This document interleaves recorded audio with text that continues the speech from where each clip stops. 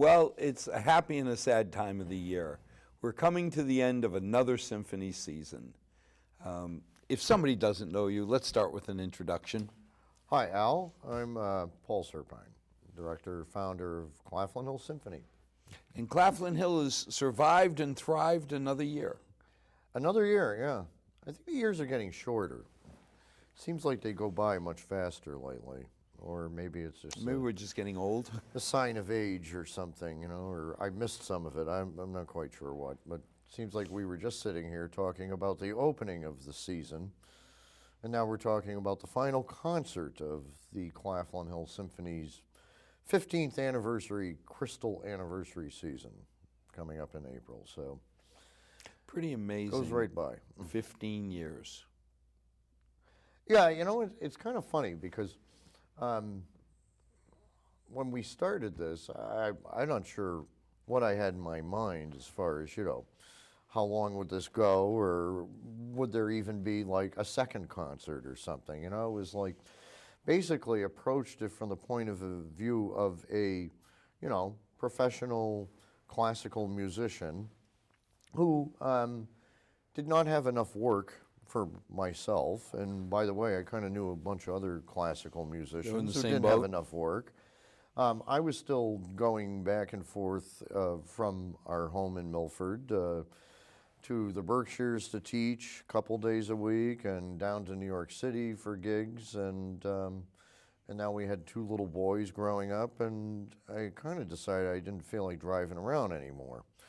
So I, you know, had gotten into kind of a side business as being an orchestra contractor for other people's organizations, and you know, so the opportunity came to start an orchestra, but it was kind of like if, you know, I was able to raise you know, a specific amount of money by going to some corporate sponsors and asking them to write checks, and we would promote them as the sponsors, then we'd come up with enough money to put on a concert, which we did. And then it was like, okay, well, maybe in the fall we'll put on a season of concerts. Maybe we'll do like 4 of them and go hunting for money, you know. And I mean, even in that first year, it was kind of concert to concert, just finding the money for each next concert. I remember that a couple years ago. Well, it's all, you know, it's, yeah, but now we've got it kind of in a rhythm. Yeah. It's not like we have, you know, extra money falling out of our pockets or something, but, you know, we have lined up sponsors for, you know, the various concerts that take place annually throughout the now year. it's more of how are we going to pay off these 4 concerts or 5, or Yeah, it's I not, mean, can now we it's have like, them? It's, you know, but back in that first year, I mean, each next concert was, you know, kind of like Survival. on a sort of ticking, you know, day by day, week by week. I'm running down to the wire here. I still haven't really found enough money for the next concert. I mean, I can remember Mr. Bill Gannett coming over to my house one afternoon with a check from the Hopedale Foundation for $5,000 because somebody had reached out to him and said, you know, we just got this thing underway, but we have a Holiday Pops concert, and we have, you know, one sponsor, but, you know, can you help out, you know? And so it was like, oh my God, you know, I was thrilled.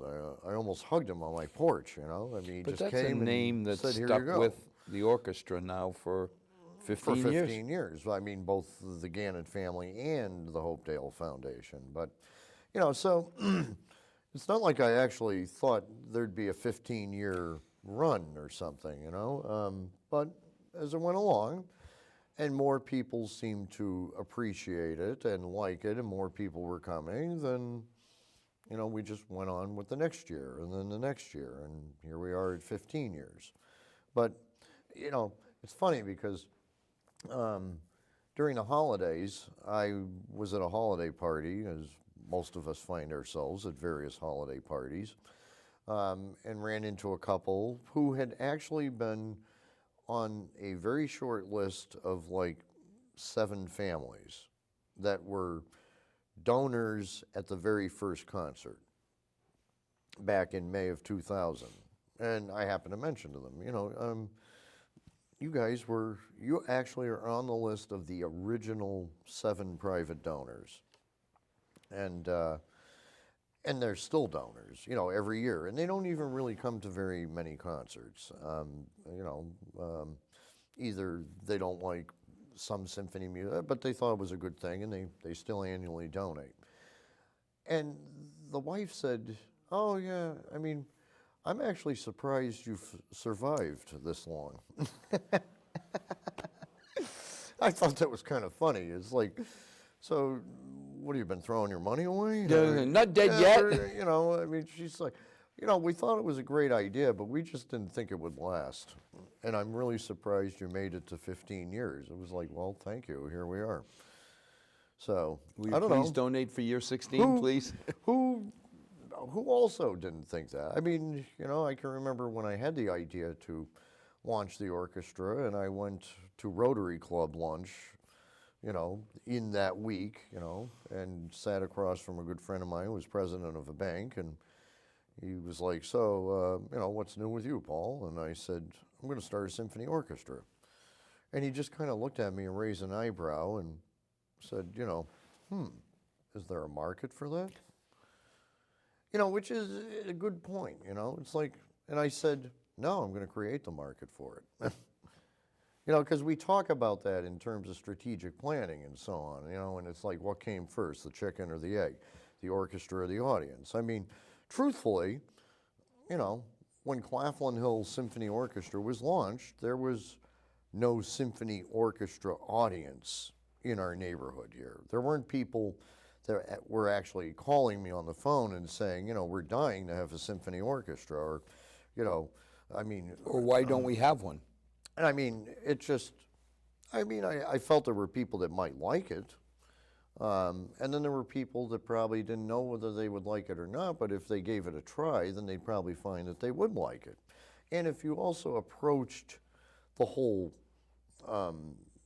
concept of symphony orchestra music, of so-called classical music, and how it's presented, if you approached it from a different way, that maybe you could actually grow a brand new audience for this in a place where you wouldn't normally find it, I mean, yeah, you go to a major urban center and, they have several orchestras in big cities, like New York or Boston, and people that go to all their concerts all the time. But, number one, they have like a pool of audience to draw on. Of, 30 times the demographic of a million Milford. people or 8 million people or 700,000 people, and a lot of them are drawn to live in a city because there is greater cultural opportunities to sample. But out here in the suburbs, people don't normally expect to find something like a world-class symphony orchestra. Why shouldn't they? The other thing, Paul, is, I mean, let's face it, for me to go to the BSO, it's a major undertaking. Forget financially, because that hurts to begin with. But this is not leave my house, drive down Purchase Street, park the car with no hassle, or go to a little restaurant, then drive another mile to the town hall. This is an effort. It's an all day, all night thing. You mean to go to Boston? To go to the BSO. Yeah, right. So, I got to admit, the number of times I went, to the BSO was very limited every year. I enjoyed it, but it was a thing to do. Yeah, it was a thing to do, but, yeah, it's, if you don't live within walking distance in the city or hail a cab or get on the T or so, well, of course, getting on the T is a real project in itself now, so, but, going in there, paying for parking, which is exorbitant. You want to go to a restaurant before you go to Symphony Hall in Boston? I mean, well, you better have about $300 in your pocket you're for that. talking a $500 concert. Yeah. For you For one and your night. Yeah. I mean, Susan and I went to a play, a show last year, right after the holidays. I mean, 2 tickets to the Boston Opera House to see, the Broadway play once. I mean, it was like, I think it came to like $400 Yeah. just for the tickets. Right. I mean, all sorts of things, fees attached with it. But I even mean, if you sit in the and these weren't Nicholas like front seats, rates. I right? mean, They're these were $150. mezzanine kind of medium. But that's what I'm saying. Even if you sit in the bleachers, as they'd say Mm-hmm. at Fenway, these are $150 tickets, so you got $300 before you leave your house. Yeah. I mean, is it really worth that much money? I mean, culture out here is just as good as culture in there. And, I don't know what it is that makes it so much more precious and expensive to do it there. I mean, God knows what. But, I mean, I had to go into Boston a couple of times last week to do some rehearsals for a project we were doing. And I mean, that was a nightmare. And that's during the day. I mean, I had to leave the house at 7 to be at Berkeley at 9:30, and still was late both days, even in spite of that. And finding a place to park, I mean, of course, there's the whole with the snow and everything. I mean, it was like, I'm glad I don't do this every day.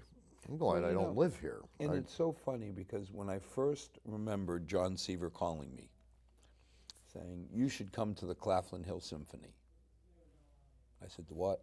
And he explained to me, and I looked at Sharon, I said, let's go try this. She goes, what do you think? I said, I have no clue. I have no clue if this is high quality or, Paul Surapine. Well, didn't John tell you it was high quality? Oh, yeah, but that's John. He's not going to call you and say, hey, this is a terrible place to go. Would you come anyway? Yeah. And now I think about it. Well, he was going to go with you anyway, so at least. Well, I mean, it wasn't like he was giving his tickets to you so he could get out of going. So. But I'm sitting there now in my office this afternoon listening to Holst. The Planets. Mm-hmm. No way would I have just automatically, how many decade plus ago. Bothered to listen to that. Yeah, I just wouldn't have. And I think of how many concerts that Claflin Hill has played that I now just put on while I'm in the office. There's a change that Claflin Hill has made in my life. Yeah. See, and that was the whole like premise, that could happen. That, if somebody was introduced to something like that in a, listener accessible, non-painful manner, that you could create new listeners for great music. We also do all the other nice things, I mean, we just got done with a, chorus lineup with great opera choruses and Broadway, medleys. We've done all that sort of fusion cuisine for music over the years. It's all great music. People come for one thing, and then they find out they actually like this other stuff. Or not only, whether they like it or not, that it is actually familiar. They've heard it somewhere else, I mean, a lot of classical music has seeped into the, common vernacular, of, it's on TV and... How many kids have said, listen to the old masters, they stole the Looney Tunes songs. Right, stuff like that, and you sit there and you try, no, they were around before, Bugs Bunny in that crowd. Yeah. But, so it's like been 15 years of exploring, building an audience. I'm kind of proud that over the years, from like that first season when we did all sorts of, sometimes gimmicky kind of programming, that, we've built the audience to a point where we've been able to do really serious things some nights, Stravinsky's Rite of Spring, last year's Mahler, the Song of the Earth, Das Lied von der Erde. I mean, these are like heavy-duty, serious pieces. I don't know why I would have never thought to put on Mahler. It just, as a layman who doesn't understand the basics, I would have said, no, that's a little too heavy for me. Yeah. Well, it is heavy, but sometimes you're in the mood for something heavy. I had to hear it first. Yeah, I mean, you have to hear it. You have to have somebody explain it to you maybe before you're about to hear it. And, I mean, there's just something about that style of music, you know, the so-called classical, the heavy duty, The heavy, the masters of the last 300 years of Western civilization's culture, okay, that have such a deep meaning, you know, to the human psyche that's made it last way beyond those composers' lifetimes. why? Why in all heck could you take a small group of people and compose music at that level and say, has anybody else come close? I don't know. I mean, what do you mean? Well, I mean, you think about the music has outlasted the masters. Why were they masters? Why don't we have new masters? Well, we do. We just they're Do they have they're to either- die first, Yeah, or- kind of. I mean, you know, people. Beethoven was walking around amongst his audience friends. You know, I mean, on the street. I mean, Bach. Bach wasn't like, and, you know, people weren't like walking around saying, "Oh, there goes Mr. Bach, the greatest composer that will ever be." You know, I mean, no. Bach was Mr. Bach. He's the church choir director at St. Thomas Church in Leipzig. But somebody you know? like Beethoven, wasn't he the one that just wouldn't take on a patriarch? You know, Yeah, I mean, Beethoven wanted to write what he wanted to write when he wanted to write it, and whether you liked it or not, he didn't care. If you didn't like it, then So he's not too gonna bad. take- he's not so gonna he be wasn't taking too in-house. many commissions or working for a patron or a king or something. He was one of the first composers that kind of broke away from that, where, you know, and he actually struggled. I mean, you know, he was not wealthy. I mean, you've seen some of these movies about. There's a really good movie with Ed Harris. You know, there's something about copying Beethoven, and it's about this young girl from a convent who's sent to kind of help Beethoven. You know, write out his music parts. You know, once he's composed a piece, and she would be the copyist, and you know, and he becomes kind of her mentor. She's something of a musician herself and wants to try and write a piece of it. It's a great movie. But, you know, I mean, when you watch the movie and you realize that, you know, that he was not like living high off the hog. I mean, and it was a struggle for him once he wrote these pieces to even find a place for it to get performed. I mean, he would scrounge together money from friends, borrow money, you know, get somebody to put up some money, you know, to hire an orchestra to perform his latest symphony. And sometimes it didn't get very well Rave received. reviews, You know, I mean, and then even at the end of Beethoven's life, he was exploring styles of composition which were like about 100 years, you know, going forward. That yeah. you know, nobody was ready for yet. You know, but he was actually moving ahead in his mind that far. You know, and now we listen to it and say, "Oh yeah, you know, there's this piece. It's called the Grosse Fugue." It makes sense. You know, yeah. Now it's like, you know, Of just course. kind of mild. Yeah, of course. But in his day, in 1812, it was like cacophony. It was like, oh my God, what is this noise? You know, and you know, people didn't want to play it. They didn't want to listen to it.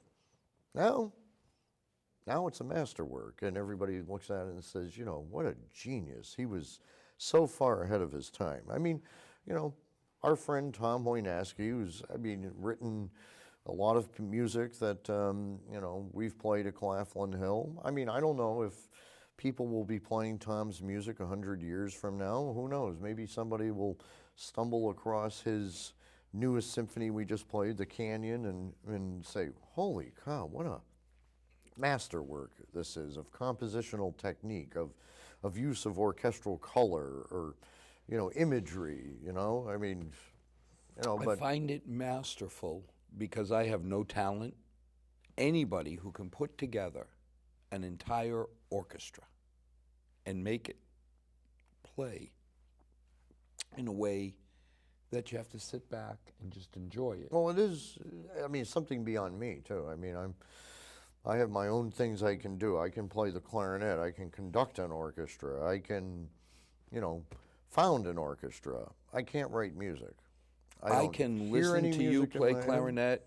I can watch you conduct. That's about the extent Yeah. that I go. But I mean, well, you can do all sorts of things I can't do, but I'm sure you're very talented, Al. Don't put But yourself down. it's amazing when you look, and not just at the musician, but with somebody like Holly, that can bring together the right mixture of voices. When you decide how many in the wind, how many in the brass, that balance to me is just incredible. But to be the person who put the little dead ants down on a white piece of paper and got all those dead ants to march in a way No, I mean, yeah, that's something, is a real gift.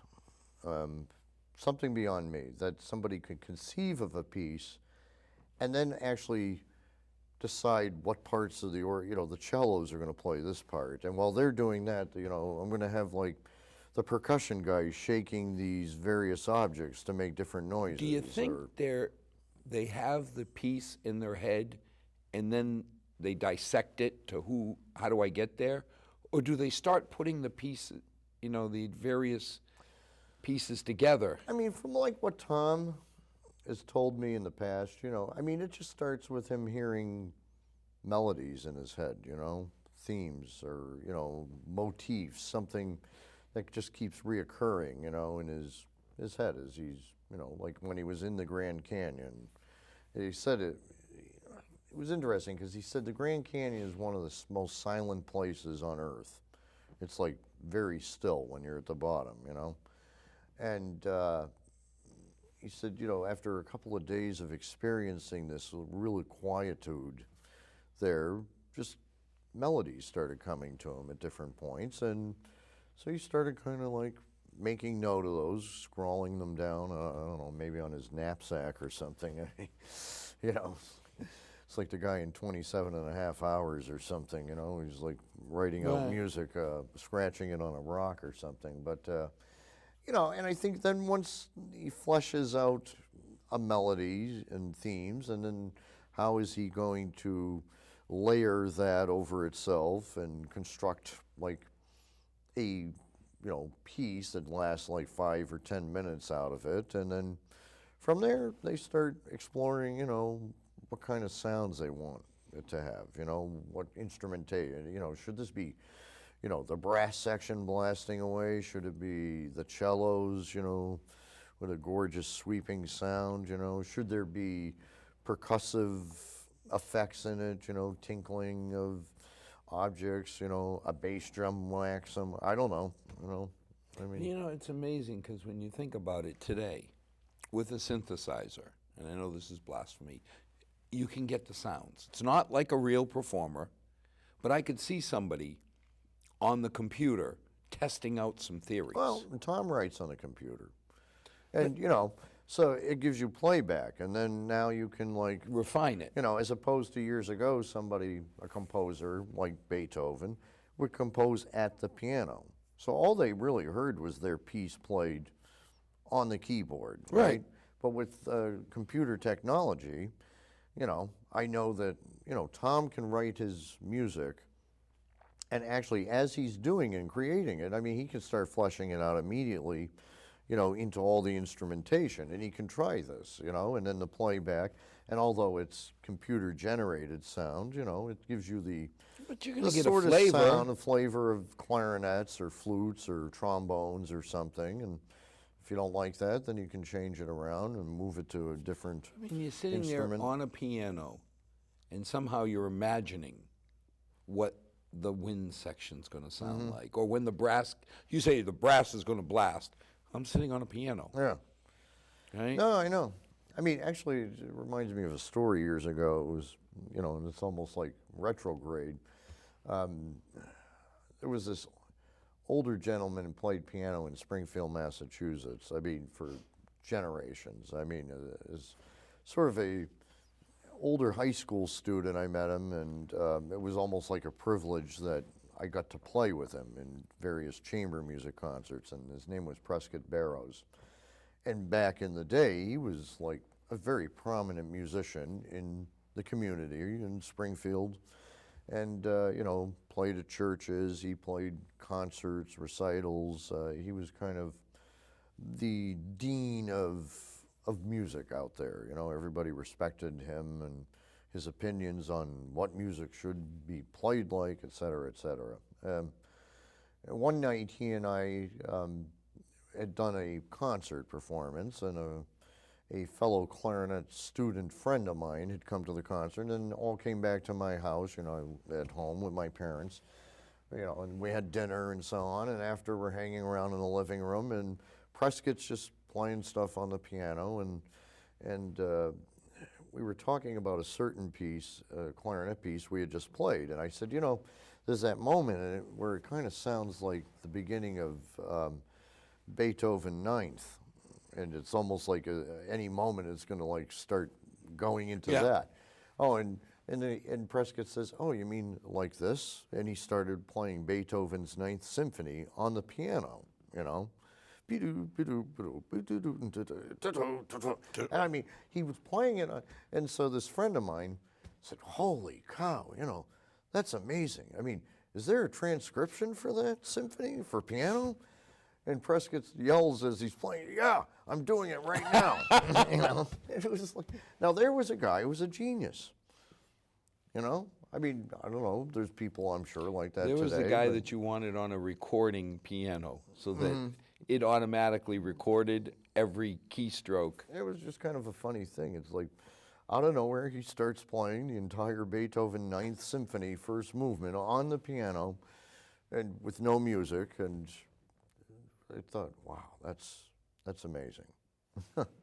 So now, I'm sitting at the bottom of the Grand Canyon, or Yulia. I'm walking through the meadows, and tunes come. Is it a feeling I get? I mean, how can you describe where these people... Well, I don't know. I'm not a composer. We'll have to get them in here and ask what happens. You know, do they fall down and go into a trance, or I mean, it's just amazing, you know, because when you listen to her music, yeah, I could see the rolling Irish hills and me walking through, and no, I know. I mean, and she wrote that entirely on a synthesizer, that whole piece. I never laughed so hard when she was so proud here at the studio. She brought in, "Paul, I wrote it down." I wrote it down. I actually have music now for it. I mean, yes, it was that night when she came to do an interview, and that's when we first, I just saw a picture the other day of her and I together here in the studio looking at the music You for actually the first wrote it. time. It's like, oh, thank God, not a moment too late either, you know? I mean, just how could you remember? You know, it just amazes me. An entire orchestra, all the music for each piece. Well, I mean, and that brings about a good point, because we're saying, you know, how, well, Yulia is an orchestral musician. I mean, she spent her life playing violin in the middle of an orchestra. So that's kind of like, you know, what she's been used to hearing around her. It's like her sound palette that she grew up with. So as she started to hear these things that she was writing down, her inspiration was, you know, her friends in the orchestra around her. And, you know, she would say, you know, like, I heard that as the trombone section, you know, coming in here and doing this, or, you know, I heard this as a clarinet solo over here in this part, or, you know, sweeping violin section coming up under the solo violin here, you know, I mean, she's just always played in orchestras, so when she, it's kind of like, I guess, it's like, you know, if you speak Russian, you dream in Russian, right? You know, you don't But I dream mean, in a you're different walking language. through this valley, and all of a sudden you come to, it's the trumpets. No, it's a tree. You know, no, Yulia, tree, not trumpets. Well, the brass, no, large rocks. You know, this is not the man in the back corner banging away, you know, making that deep sound that draws us in. These are rocks, big rocks, but rocks. And it just seems like they're looking at it in a whole different view.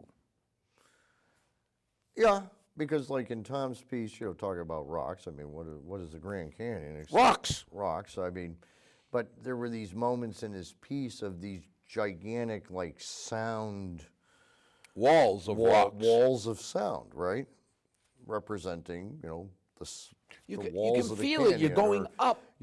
jagged, jutting like things, music like boom, boom, which is like a rock formation jutting out of something, out of nowhere suddenly, like imposing And you see, right you there. see people when you get, they pull back. It's like something's coming at them.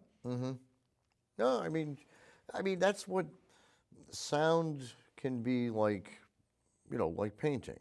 It's just, it's an oral thing instead of visual. It's, and sound can be used to create this imagery, which kind of actually is like what movie score writers do, Now, speaking of that, always fascinated me because I don't understand how, okay, I am George Lucas.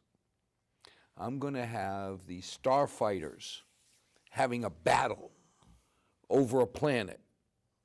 And I don't want it to be silent and all I hear is bzz, bzz, bzz. So I need music to pull me in.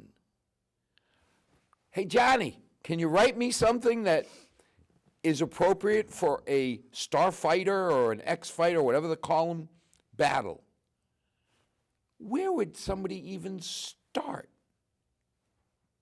Oh, they just start from good compositional techniques and traditions, really. I mean, which is like you were just talking about the planets, listening to the planets that we performed years ago, and maybe we'll do again in another couple of years. And there you go, Mars. What made Mars so powerful? Well, because it's rhythmical, driving, forceful, and, that obviously influenced John Williams in the writing. There's moments in Star Wars that are almost like verbatim lifted right out of Holst's Planets, So, I mean, it's not like he plagiarized it, but he obviously was influenced by it, and there's nothing wrong with that. I mean, composers are influenced by other composers all the time, when you're listening,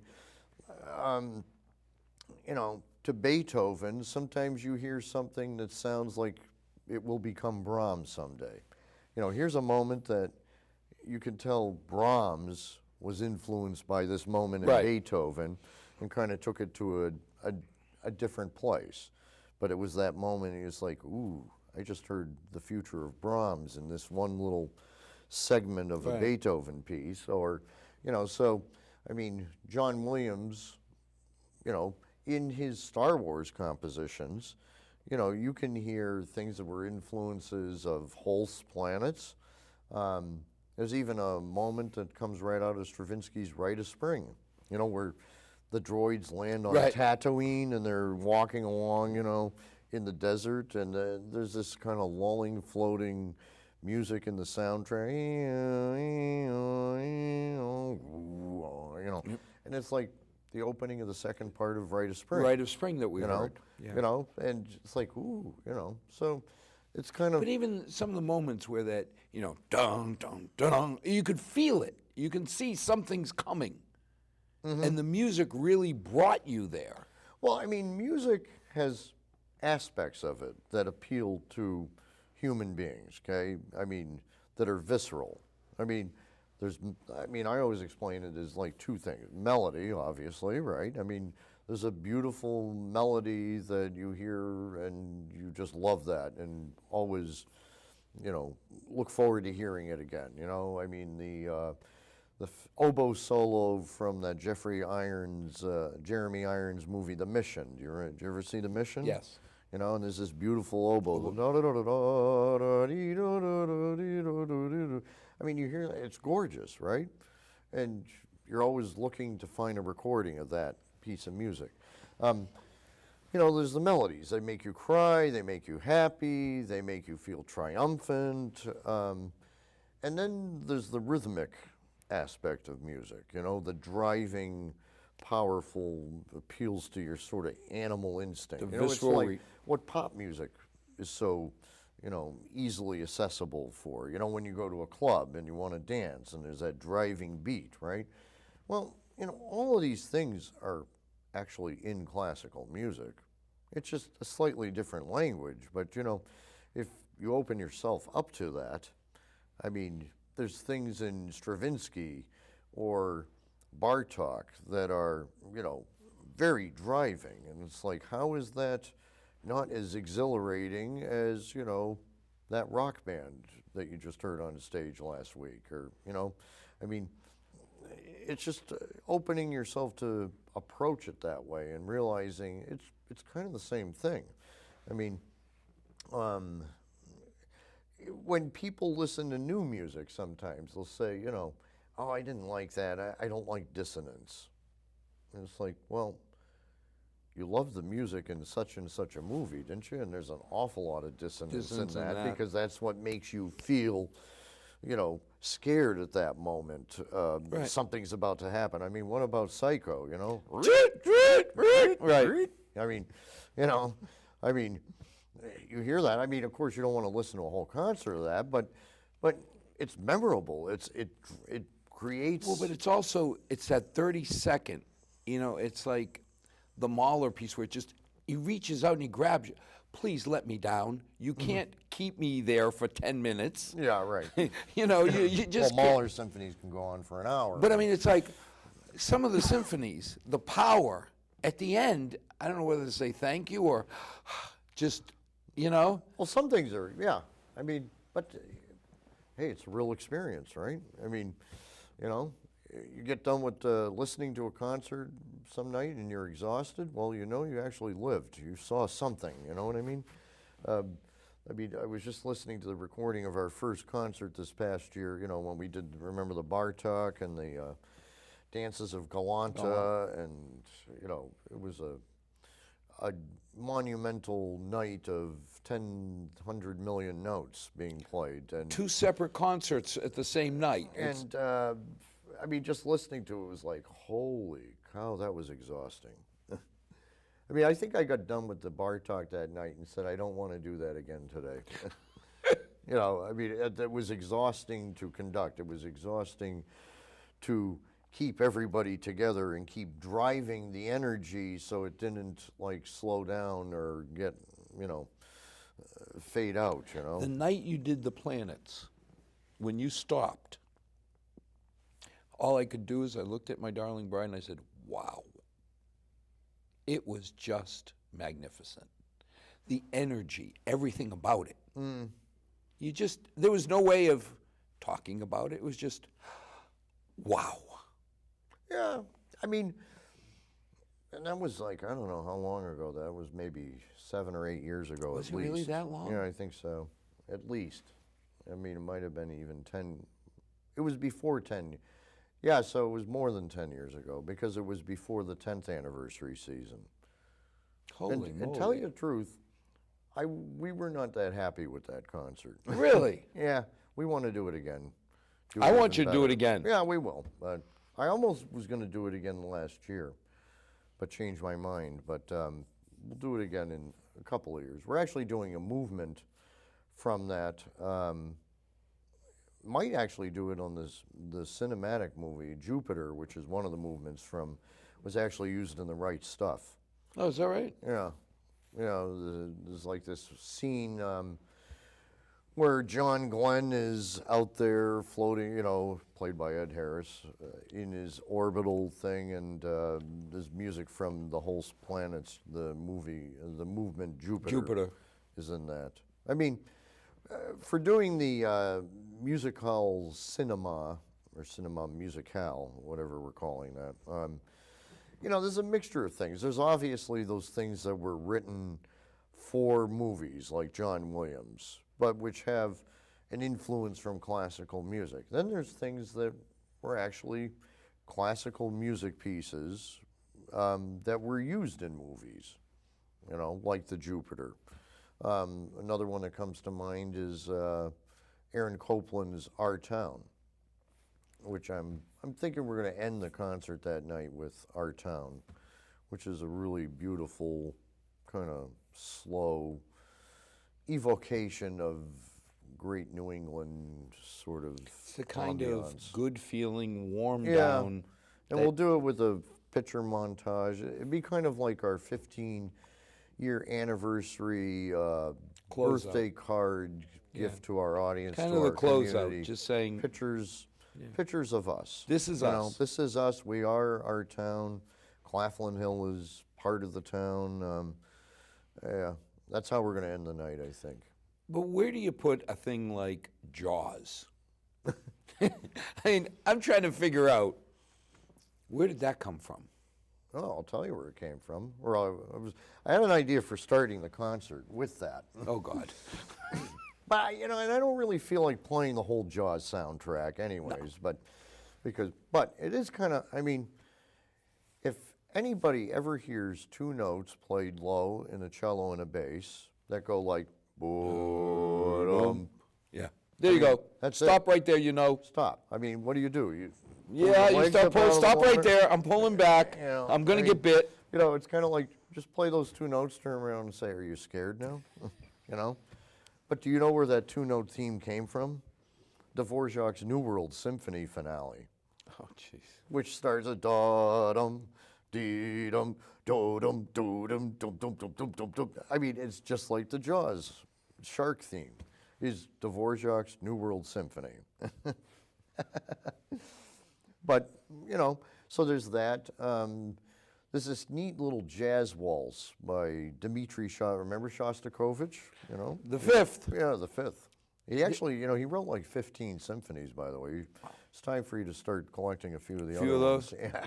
I was just amazed that here's a man who survives through Stalin, doesn't get a free pass to Novosibirsk, is held out as this hero of the revolution. Mm-hmm. Talk about ironic. He must be going home every night saying, boy, did I fool them again today. I don't think he was laughing. I think he was more like going home thinking, oh, thank God. I survived.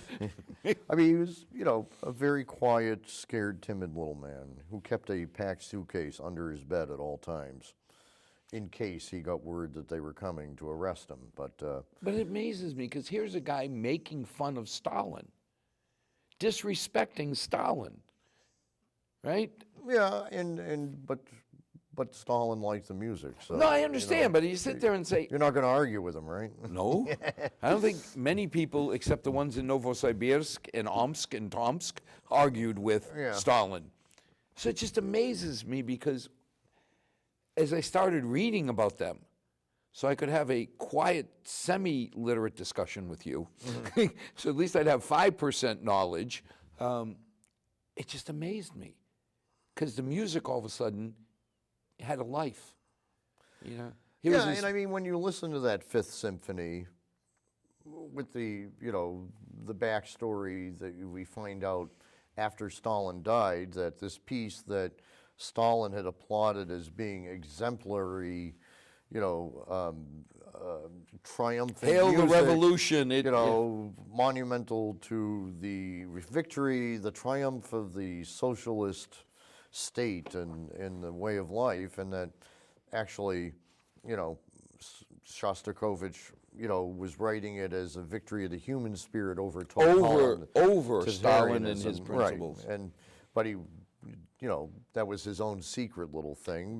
Let me But there were all these triumphant march type themes, and they liked that. But then when you listen to it again later and say, oh yeah, I mean, it's more like Animal Farm than, I mean, it's almost like that march is a caricature, almost like making fun of, the May Day parade with them goose stepping. Right. It's like you can just picture, Animal Farm pigs and horses marching down in uniforms. Down Red Square, yes. And that was him kind of getting his little yuck out of that and making fun of that. But then you tied it to Beethoven's Fifth that night. Well, in that way, because I don't know, and I was thinking about that the other day, because we called that concert Pillars of Fifths. Pillars of I Fifth. don't know, I mean, it was the only title I was thinking of them, I mean, they're both fifths, right? And both composers' Fifth Symphony, became like this monumental work, one of their most popular works. Kind of interesting that it just happened in their numerology, but that Beethoven in his time was the guy who, in the early 1800s was really changed the whole form of the symphony piece, you know. And this Fifth Symphony was like the great triumphant one of the whole set. And then, you know, 100 years later, you have Shostakovich, who's a new kind of symphonist composer, you know, who's taking the symphony form to an even greater level, you know, and writing even more of them. Like I said, he wrote like 15 or 16 symphonies. And I don't know, it just, there was these two giant, we called them pillars, but, you know, I was just thinking about that concert the other day because it was like, you got to give kudos to our audience for being able, I mean, not only the orchestra, for being able to play I was gonna say, two symphonies of that magnitude in one night, but then, you know, sometimes maybe I ask a lot of the audience too, but of course nobody was complaining because, Paul, no, because it was so powerful. I mean, they had a standing O at the end of the Yeah, it first was half so for the powerful. Beethoven, and it's like, what's next? Well, when the Beethoven was over, it's like, is there more? You know, it's over, right? It's like, no, this is intermission. Oh my God. You know, what we heard of the Beethoven was enough for the night. Yeah, it would have been for, you know, but I don't know. See, I look at programming, you know, I mean, we started out doing this sort of mix and match, you know, Broadway tunes and Rimsky-Korsakov. And sometimes that works, but sometimes it doesn't. I mean, you know, what do you put with a Beethoven symphony? You know, a Disney soundtrack? I don't, it's just, it's like having, you know, a really fancy first course dinner meal, you know, and then somebody gives you Kobe like steak with Coca-Cola. yeah, a cola, yeah, or a Twinkie. you Or a know? Twinkie, yes. You know, and here's a Twinkie for dessert. I mean, so sometimes to me it's better to have like a really heavy duty program. If you're prepared for it, they complement each half, you know? I mean, I've been toying with the idea of like a double symphony night next year, you know, thinking about great symphonists again, like a Brahms symphony and maybe a Sibelius symphony. Sibelius was a Finnish composer. We did his second symphony a few years back, and he wrote 7 symphonies. I mean, but they're both beautiful and colorful, and I don't think overwhelming. Not one would overwhelm the other, but I'm not sure what you would put with each one. Other orchestras would put like, you know, one of those symphonies and then a short kind of overture and something else. And I don't know, I don't like that kind of programming.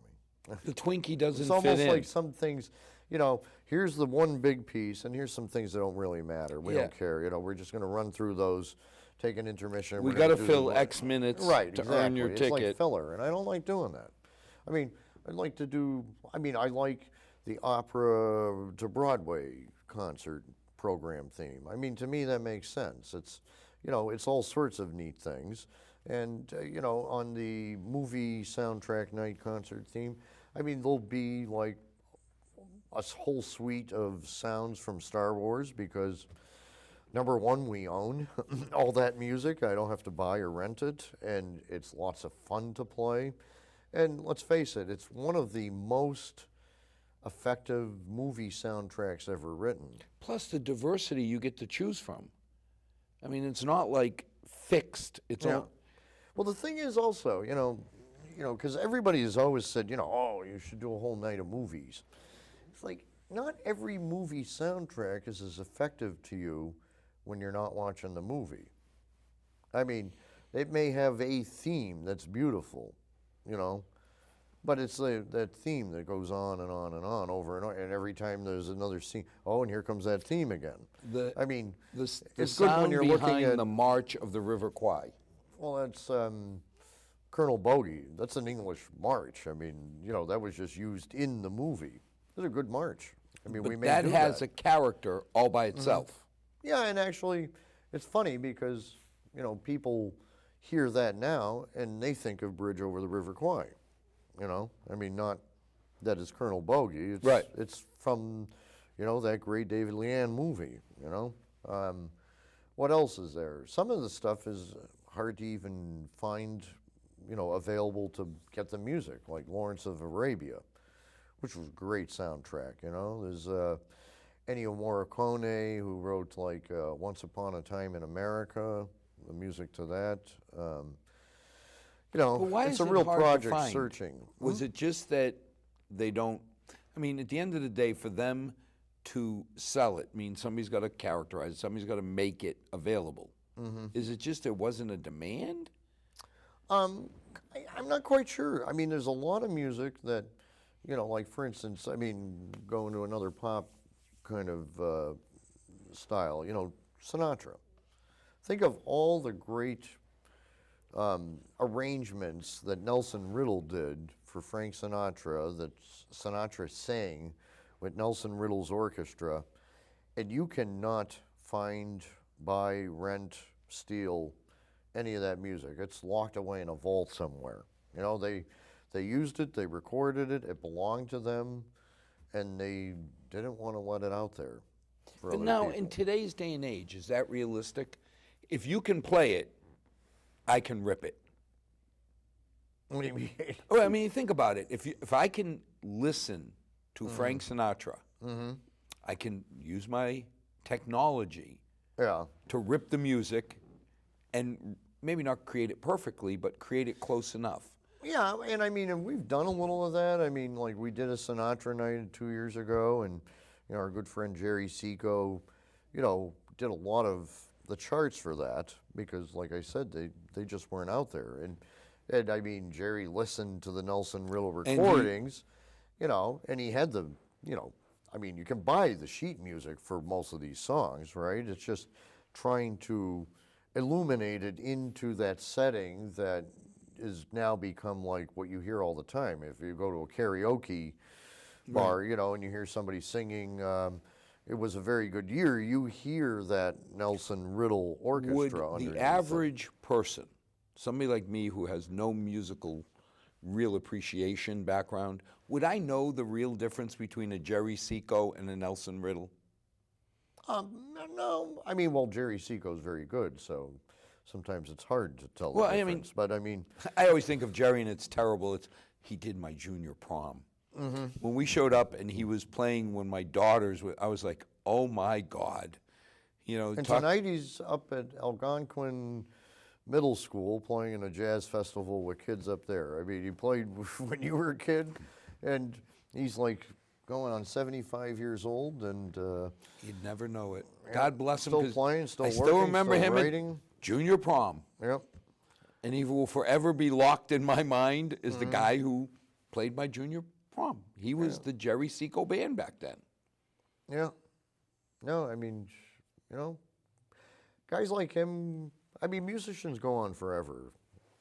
They don't want to retire as long as they get their health. I mean, my teacher lived until 91. He was not so much playing anymore at that point, but I mean, he was playing into his 70s, Wow. and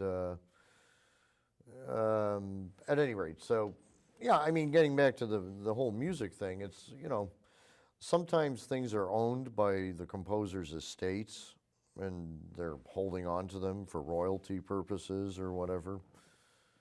But wouldn't they get more royalties if they shared them? Yeah, but of course, sometimes it's expensive. I mean, sometimes to do one tune on a concert, like the opera to Broadway, I'll give you a good example.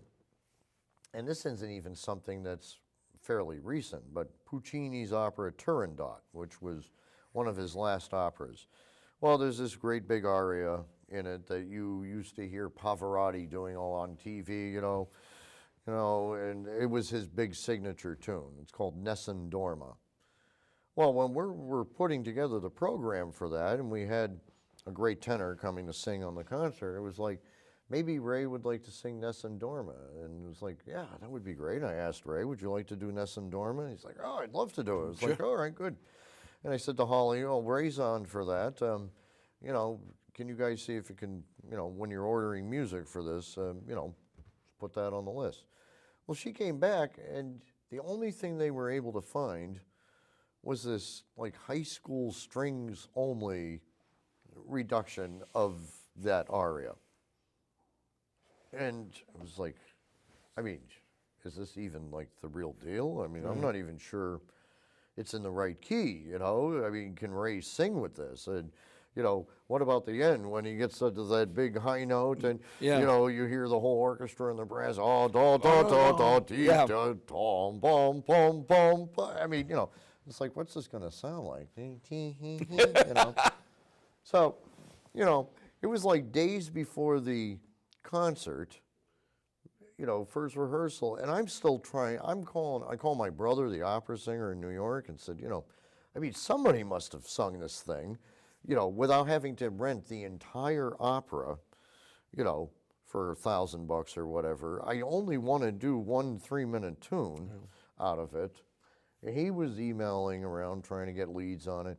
I finally found this, you know, place. I mean, it's not like a secret. It's Boozy and Hawks, which is a major. But I started searching around in their thing and just typed that in, and it came up that I could get it. And I like sent them an email and said, "This is late notice. It's Tuesday. I need this overnighted, and I have to rehearse it on Thursday. I'm sorry, again, but I've been looking for this. You need that. It cost $500 for the one tune. For one. So, you know. But you know, on the other hand, when you think of it's bringing you up. You're waiting. Everybody's like following. I just can't imagine. Deek, deek, deek, going down this. It was like, so. In answer to your question, would you know the difference? I think you might have. In that case, and as always, come on down. Enjoy one of the wonderful, I won't say hidden secrets, but less than broadly known secrets across the town. You know, it's more and more. More and more people are learning about Claflin Hill. More and more people are taking their families down there to expose them to just wonderful music and a bunch of people that it's nice to be around. I mean, actually, let's put it this way. By the way, the concert's April 25th. In our next 15 years, our goal is to have packed houses for every single concert all year, no matter what we're doing. Well, you're getting there 1 out of 4 and now. your goal is to double your audience to 16 people. So as always, we're going for 16 or 20 in the next 10 years. But may God bless. May tomorrow be a better night than tonight. And thank you for joining. Come on out on the 25th. Thanks a lot, Al.